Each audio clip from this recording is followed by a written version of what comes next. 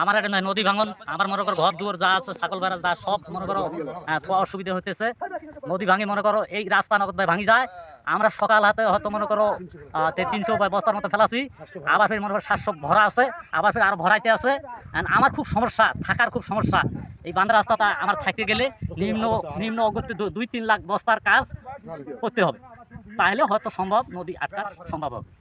School থেকে কালীকুড়া বাঁধ পর্যন্ত 2018 সালে যে কাজ হয়েছিল সেই কাজ বর্তমানেও যদিও বা চলতেছে, কিন্তু প্রতি বৎসরে বন্যার সময় এই নদী এখানে ভয়াবহ অবস্থা সৃষ্টি হয়।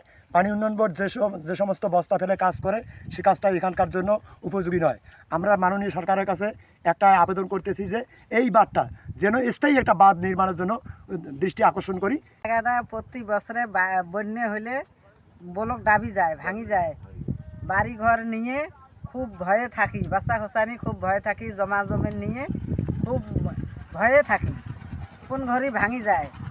এই জন্যে সরকারের ঘর বাড়ি ভাঙি যায়, সরকারের কাছে এটা একটা আবেদন।